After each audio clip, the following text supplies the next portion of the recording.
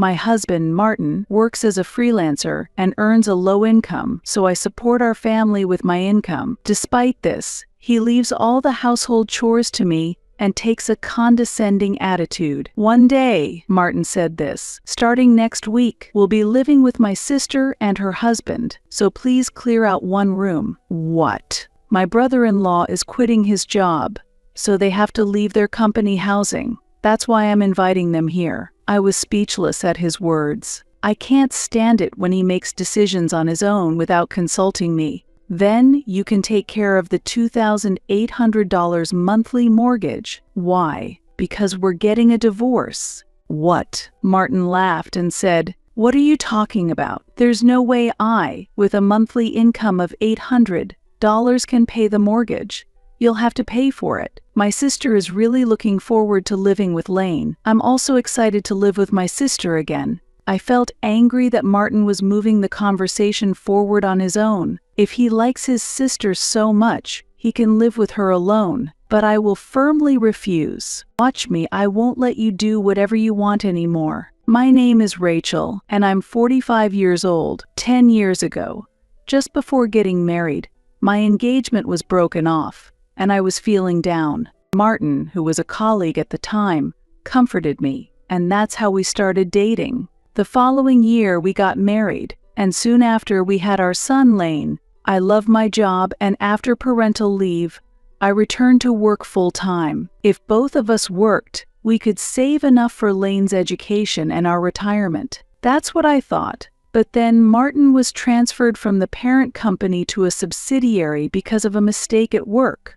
Unhappy with this, he quit the company and chose the path of non-regular employment. His income has been reduced to a quarter of what it once was, but I thought I could make up for that by working more, so I reconsidered my situation positively. My real problem is not Martin's salary but his sister, Margot. Martin's family runs a general goods store in a shopping district, and Margot, busy in place of their parents, has been taking care of Martin. She was effectively a parent to him. Therefore, even after getting married, she still loves Martin more deeply than her own parents, frequently contacts him, exchanges messages, and shows up at our house every 2 weeks without notice. Each time, I am perplexed and annoyed, yet I find it hard to simply send her away. The issue is that recently Margot's attention has shifted from Martin to my son, Lane. Previously, she forcefully showed me a family album she cherishes,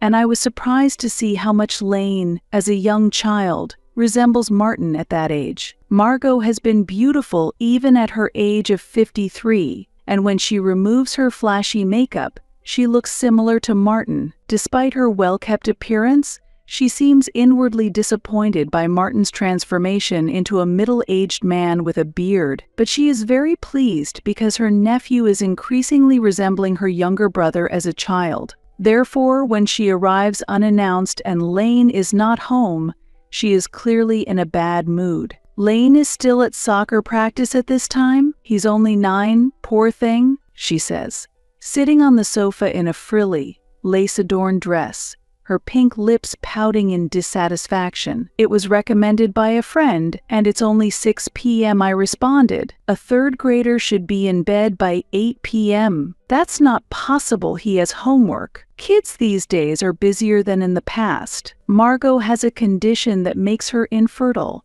and after several years of trying to conceive, it seems she gave up. So I understand she's not familiar with modern parenting, but she frequently interferes otherwise, and she usually visits during dinner time. Her husband is away on business, and she targets our home to have her meals, and almost invariably, she criticizes the cooking. Sweet and sour pork with bean sprouts and ham salad? I would use cucumber and pickled mustard plants, she says. My sister is good at cooking, that's for sure. This is tasty, but it could use a bit more salt. I'll eat it since it's a shame to waste. And on another day, the chicken breast is dry and hard to eat. Really? Is that so? Yes, it's always like this.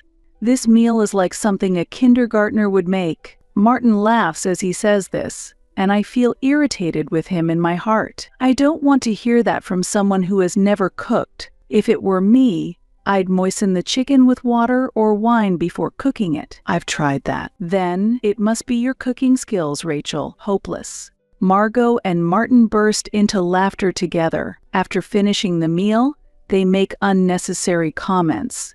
Rachel, since Martin is letting you eat with him, you should think more about nutrition when you prepare meals, right, Martin? Yeah. Martin, sitting next to me, gives an awkward smile, seemingly embarrassed. You may not know this, sister-in-law, but actually, I'm the one supporting Martin. And when Lane returns, Margot starts making a fuss. Lane, it's been a while.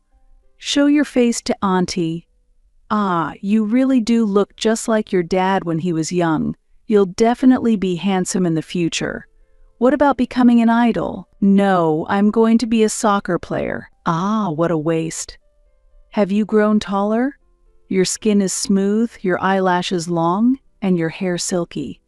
Very nice. Margot keeps touching Lane's face and hair, and Lane, with a forced smile, looks at me, unable to hide his discomfort, seeking help. I was washing dishes, but I wiped my hands and rushed over to pull Lane away from Margot. Please stop, sister-in-law. Lane is uncomfortable. It was just a little touch. That should be okay, right, Martin? Yeah, let her touch him a little. She doesn't have kids of her own, after all. Martin casually remarked while fiddling with his smartphone on the sofa. My heart is filled with irritation. Lane is not a toy. I think he's cute too, but I wouldn't force myself on him. That's separate from this. Please stop, as he clearly doesn't like it. Lane, you don't really mind, do you? When you put it that way, he can't say no. Sister-in-law, if you don't change your behavior, we won't be able to let you see him. You're stingy. Fine, from now on, I'll just look. Margot reluctantly agreed, and I breathed a sigh of relief. However, our home's troubles didn't end there. The other day, unexpected overtime came up, so I called Martin during my lunch break. Sorry, please eat the leftovers in the fridge with Lane. Okay, got it. But when I got home, Lane immediately ran up to me. Mommy, I'm so hungry. What?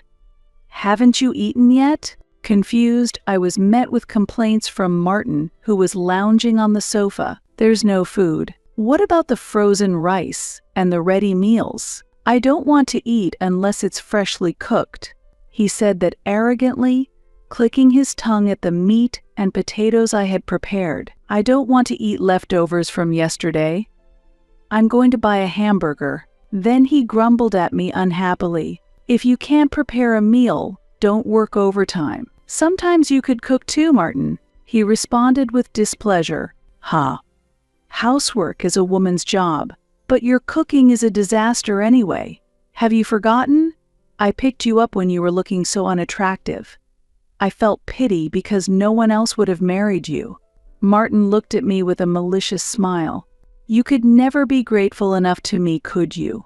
I was angry but held back my response because Lane was nearby. It's always the same. Whenever we argue, he claims he has saved me as if he's done me a favor. Indeed, Martin did rescue me from a terrible situation. However, now he is just a part-timer with a minimal income, relying on my salary, dumping all the housework on me, and acting arrogantly. Will I continue to be looked down upon like this? That night, as I watched Lane's innocent face while he slept, I pondered deeply. A home where the father belittles the mother is not good for the child. Should I consider a divorce? But I worry that Lane is attached to Martin because I am busy. That's why I hesitate to take his father away from him. Then one day, after Lane had gone to bed, Martin suddenly spoke up. Starting next week, we'll be living with my sister and her husband, so please clear out one room. What? Stunned, I stared at him as he continued. Not what, just make sure it's done. I haven't heard about this.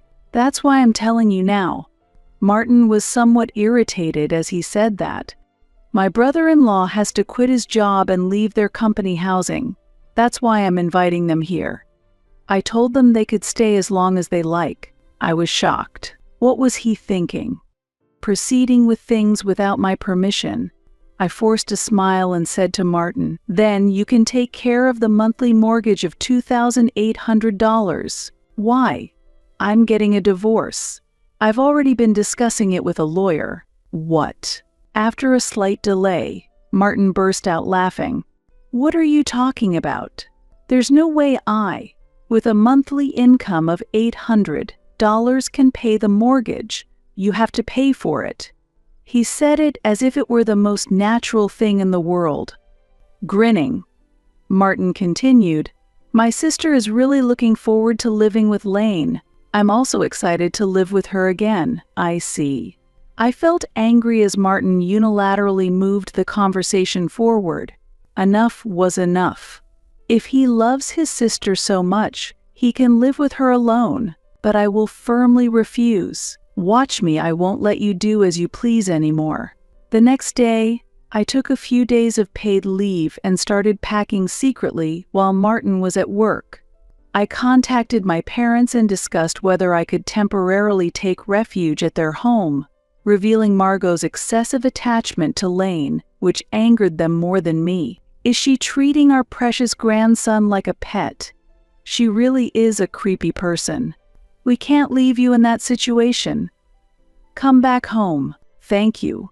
And sorry for the sudden news. When I decided to divorce and told Lane, he asked anxiously, "Can I go with you, Mom?" "Of course, honey. We'll be staying at grandparents' house for a while." I'm happy. I love Grandma and Grandpa. After hesitating for a moment, I asked Lane, "We might not see Daddy much from now on. Is that okay?" "It's okay. Daddy doesn't play with me anyway. And when I talk about school, he just answers without really listening, so it's not fun." "Really? Is that how it has been?" Surprised by my response, Lane continued to express his dissatisfaction. Even when he took me to the park, he would just sit on a bench and play with his smartphone. I wanted to play catch, but he would always say, "I'm busy. Play by yourself." I was envious of other dads. I didn't know that. While Martin did take Lane to the park on holidays, it allowed me to finish chores and shopping, and I thought they were enjoying their time together since he took outdoor toys with them. If he's not fulfilling his role as a father either, then there's no reason to stay with Martin. Fortunately, my parents live in a nearby town, so Lane can continue attending the same school and go to his soccer classes, which is a relief. I moved to my parents' house, transferred the house title to Martin, updated the address, and picked up the necessary divorce papers from the local office.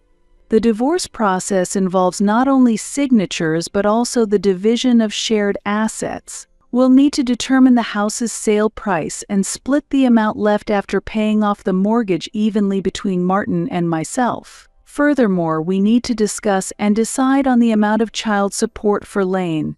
A lawyer familiar with divorce, who was a friend of my father, would meet with me on my day off for consultation.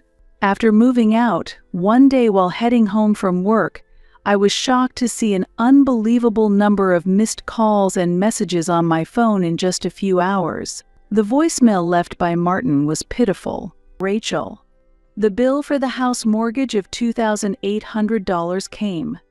Didn't I say I can't pay it?" Sighing, I drove toward the house.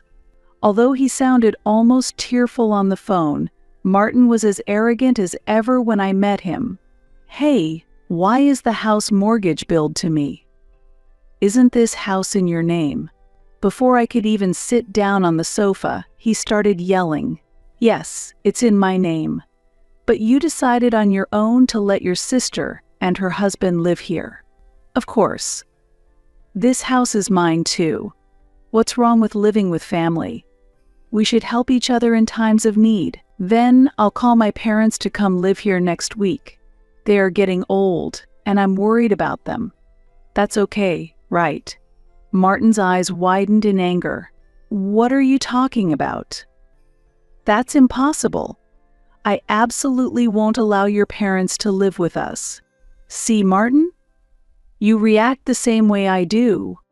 Martin looked displeased by my words. Even so, to want a divorce for that reason, isn't that too arbitrary? We have a child. You'd be taking his father away from him. I've endured a lot too, and I've thought carefully about Lane. But I can no longer tolerate your arbitrary attitude. I responded in a calm voice. Anyway, I've already left the house. So transferring the house into your name is the natural next step. You left without my permission. Isn't that crazy? I'll forgive you now, so come back quickly with Lane. Without permission? The irony almost made me laugh. After a silence, Martin lowered his voice. Hey, aren't you misunderstanding something? What? Nobody told you to leave. Suddenly showing a sweet smile, Martin softened his tone. My sister didn't mean to drive you out. So come back, do the household chores, and contribute financially to the house like before. 2 more people won't make much difference. We have spare rooms, after all. The house does have spare rooms, that's true, right? It's only sensible to use them effectively. But the mortgage of $2,800 is a bit too high, isn't it? Watching Martin shrug, I replied with a mixture of astonishment and annoyance. That high mortgage was your doing. What? Is it my fault? I said a prefabricated house with a garden would have been enough. You were the one persuaded by the builder's staff to go for a luxurious specification. Martin frowned, and I responded coldly. You were the one who wanted to build a 5-bedroom house 5 minutes walk from the station, with a rooftop, a large garden, and a basement. And you wanted to use expensive materials from abroad for the wallpaper and flooring. It's only natural that the mortgage would be high with all those specifications.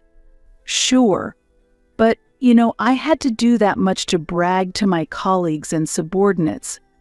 Martin spoke with an air of arrogance, as if it were the most natural thing. I was able to take out that loan because I was a chief at a major company. Yes, that's true, but within less than 2 years you were transferred to a subsidiary, and then you became a freelancer. When your salary decreased, I had to switch from part-time to full-time to pay for that house's mortgage. Family supports each other, that's normal. Without showing any gratitude, Martin haughtily retorted. So, letting my sister and her husband live with us is also normal, and yet you're against it. You really are a cold person. My anger peaked, and I raised my voice. So, when is your brother-in-law planning to find a job? And your sister is going to start working too, right? How am I supposed to ask them that? I should just take care of them forever. Martin replied casually. Obviously, you should provide all the money for the house. As a housewife, you should be able to manage that much. Think of it as returning the favor for everything my sister has done for me. Feeling dizzy, I pressed my forehead and closed my eyes. You might have been taken care of by her, but to me she was just being snide. She's always been so fond of Lane, that's strange. Martin laughed mockingly. When you're at work and Lane feels lonely, my sister comes to see him. How about we make Lane her adopted son? Then we'd truly be family. I couldn't believe my ears. Are you serious? Why not? You'll still be mom and my sister will be mama even if he's adopted. We'd still live in the same house. Nothing changes. Lane would be happy. He could brag about having a beautiful mama. Martin smirked, stood up, and commanded loudly. So bring Lane back. If you want a divorce, leave Lane here. You'll have to send child support, house mortgage, and our living expenses to my account every month. That's the minimum condition. Do you think I would ever agree to that? If you can't do that, I won't consent to the divorce, Martin asserted, and I laughed lightly in response. Yes, I understand. Feeling that further conversation would be futile, I left the house. If Martin intended to act that way, I had my own plans. A few days later, while I was preparing dinner at my parents' house, my phone rang. It was Martin, yelling in a tearful voice. Hey, what have you been telling my sister? She's treating me like a liar now. How are you going to fix this? She seemed unaware of the reality, so I just shared the facts. I answered calmly. Martin is no longer with a big corporation, he's a freelancer now. I've been covering the living expenses with my salary. And that wonderful house's mortgage? I've been paying for it for over 5 years. She didn't believe me at first, so it's good that I recorded our conversation yesterday. She was quite shocked when she heard it. Don't do such sneaky things. You're just jealous because my sister and I get along so well. What? Are you kidding me? I raised my voice unintentionally. If you love your sister so much, why don't you work and support her yourself? Fueled by anger, I hung up the phone and immediately blocked Martin's number. After informing my lawyer about Martin's situation, I received the advice, let's discuss this properly in court.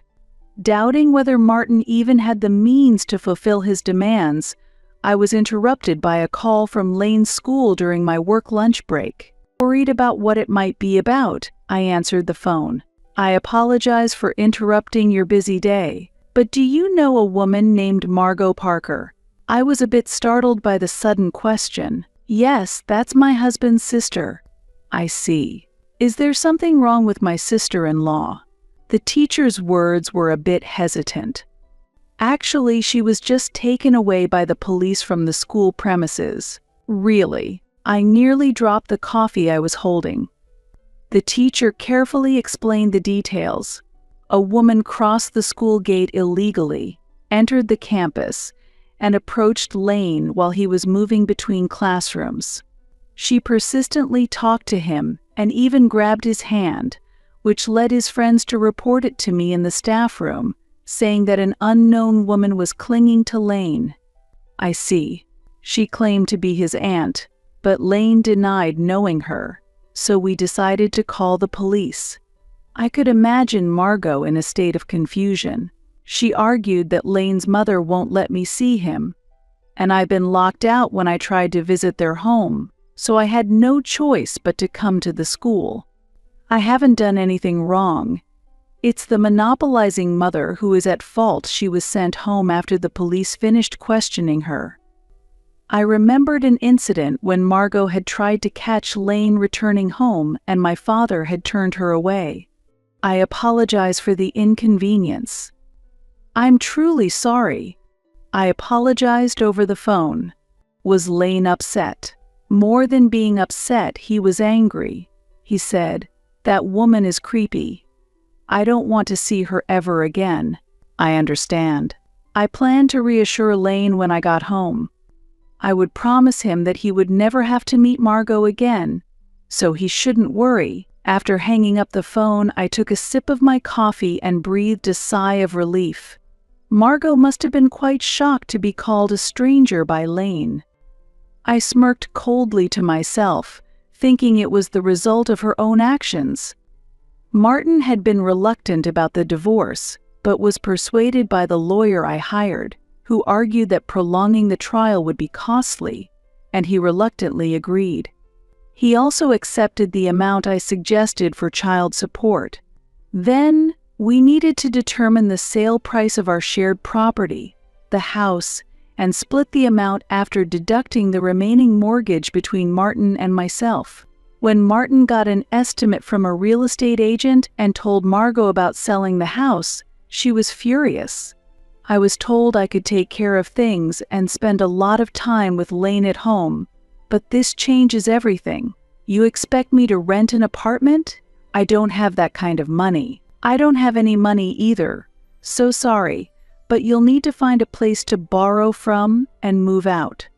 I believed you when you said you were a chief at a top company. but to find out you're just a freelancer. Martin, I'm really disappointed. It's really your fault, who embezzled company funds and got fired. You and Margot should clean up their own mess. What a thing to say.